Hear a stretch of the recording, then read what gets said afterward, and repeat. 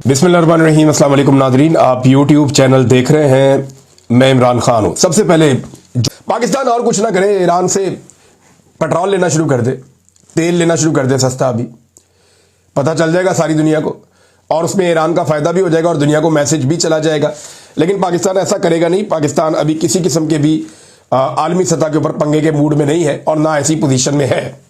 अब आज नाज़रीन पाकिस्तान के अंदर यहां बहुत सारी खबरें। एक तो नाज़रीन बड़ा अजीबोगरीब दावा कर दिया।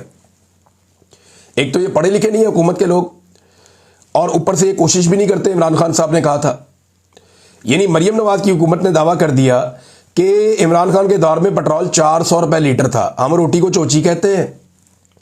ये पाकिस्तानी सारे बेवकूफ़ हैं, पाकिस्तानी सारे भुलक्कड़ हैं, या ये सारे के सारे कोई शॉर्ट टाइम मेमोरी लॉस के मरीज हैं कि इन्हें पता ही नहीं चलेगा और आप कहेंगे 400 रुपए लीटर था, कल आप 500 रुपए लीटर भी कह देंगे। इमरान खान के दौर में पेट्रोल की कीमत 145 रुपए लीटर थी। 145 रुपए डीजल मिल रहा था, 150 रुपए पेट्रोल मिल रहा था।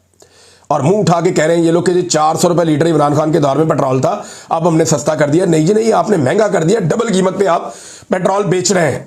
आलमी मंडी में जब महंगा था तो इमरान खान सस्ता दे रहा था। आज आलमी मंडी में सस्ता है तो आप लोग महंगा दे रहे हैं।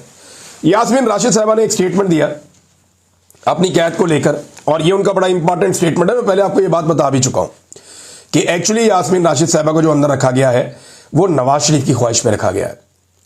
यास्मीन राशिद साहबा कहती है कि नवाज शरीफ की ईमा पर मेरी जमानत नहीं होने दी जा रही क्योंकि नवाज शरीफ मुझसे खौफजदा है। वो जानते हैं कि अगर मैं रिहा हो गई तो हल्के में निकलूंगी और उसका फॉर्म 45 से मसक शुदा चेहरा बेनकाब करूंगी। यानी जो असल फॉर्म 45 वो लेकर आऊंगी और नवाज शरीफ का जो मसक शुदा चेहरा है वो मैं बेनकाब करूंगी हल्के में निकलकर। हल्के की आवाम निकलेगी और बताएगी कि वोट किसे दिया था। ये डॉक्टर यास्मीन राशिद साहबा ने जेल में गुफ्तगू की है, जिसे शाकिर अवान साहब ने रिपोर्ट किया। और यही बात मैं बड़े अरसे से कह रहा हूं कि नवाज शरीफ नहीं चाहते कि उन्हें शर्मिंदगी का सामना करना पड़े, क्योंकि डॉक्टर यास्मीन राशिद नवाज शरीफ के लिए और सनम जावेद नवाज शरीफ की बेटी मरियम नवाज के लिए एक डरावना ख्वाब बन चुके हैं। मैं फिलहाल तक की बात कर रहा हूं, अभी तो ये बाप बेटी बहुत डरते हैं। मैं इनका बजट पढ़ रहा था, ये ऐसे खुद पसंदी का शिकार है, ऐसे ज़हनी मरीज हैं कि वो एक ही सफ़ा मेरे सामने आया, मैं सर पकड़ के बैठ गया। मैंने कहा ये पागल है ये लोग, और फिर मुझे पता चला वाकई पागल है, ज़हनी मरीज है। पंजाब हुकूमत का बजट आप निकालें, वो जो एक सफ़ा मेरे सामने आया मैं उसे देख रहा था। नवाज शरीफ मरियम नवाज, नवाज शरीफ मरियम नवाज, नवाज शरीफ मरियम नवाज, नवाज शरीफ इंस्टीट्यूट मरियम नवाज इंस्टीट्यूट, फलाना इदारा नवाज शरीफ, फलाना इदारा मरियम नवाज, फलाना इदारा वज़ीर आला, फलाना इदारा नवाज शरीफ। यानी हद हो गई। ऐसे लग रहा था कि मैं कोई पंजाब हुकूमत का बजट नहीं पढ़ रहा, बल्कि मुझे लग रहा था कि शायद मैं कोई शरीफ खानदान की डायरी पढ़ रहा हूं या इस खानदान पे लिखी हुई किसी इनके टाउट की शायरी पढ़ रहा हूं। अजीबोगरीब वैसे खानदान है, पागलपन की हद तक ये खुद पसंदी का और नरगिसियत का शिकार है। और देखें हमारी एस्टेब्लिशमेंट ने हम पर ये लोग मुसल्लत किए हैं, ज़हनी मरीज। और एक और ज़हनी मरीज की कहानी बताता हूं आपको मैं। ये पाकिस्तान का वज़ीर ख़जाना लगा हुआ है, इसके काम चेक करें आप ज़रा।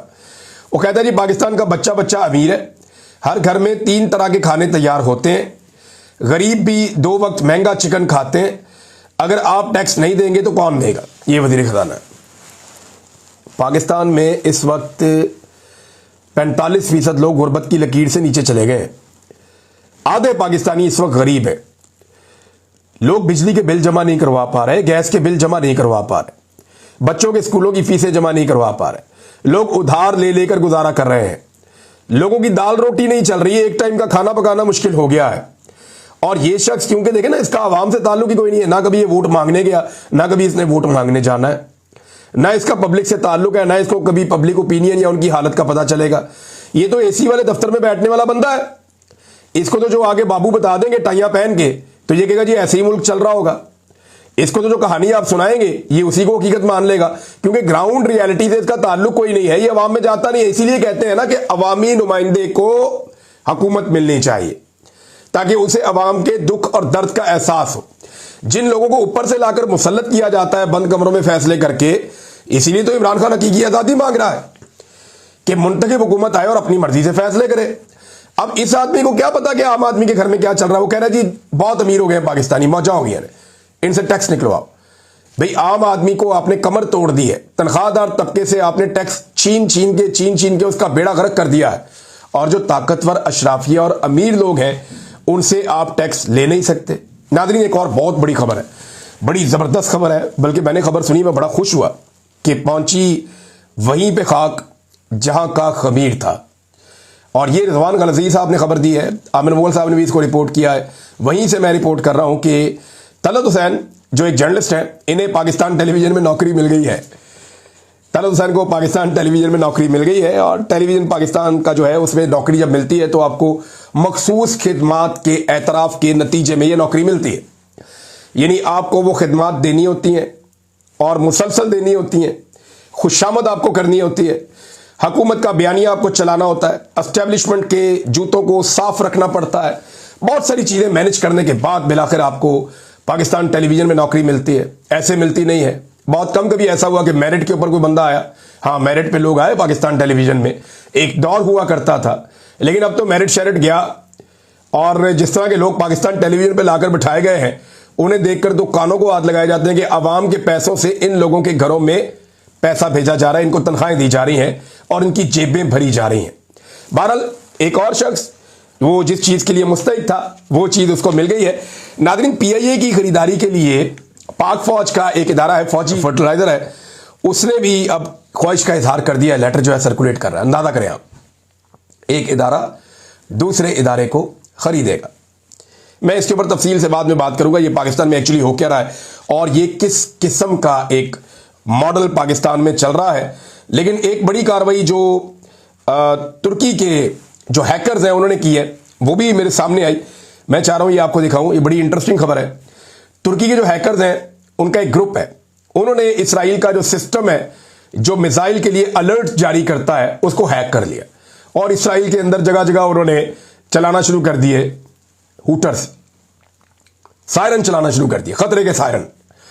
तो जनाब अलार्म चल रहे हैं इसराइल के अंदर, और वो चला कौन रहा है? तुर्की के हैकर्स चला रहे हैं। लोग सड़कों पे लेटे हुए हैं, गाड़ियों के नीचे घुस रहे हैं, कोई उधर लेट रहा है, कोई उधर लेट रहा है, अजीबोगरीब मनाजर चल रहे हैं। तो तुर्की ने भी इसके अंदर अपना हिस्सा डाल लिया। उन्होंने और कुछ नहीं किया, तो उनके हैकर्स हैं जो अलार्म सिस्टम है उसको हैक करके वहां पे अलार्म बजाना शुरू कर दी। तो इस किस्म की चीजें भी रिपोर्ट हो रही हैं। ये रॉयटर्स उर्दू ने इसको रिपोर्ट किया है, ये खबर मैंने आपको वहां से पहुंचाई है।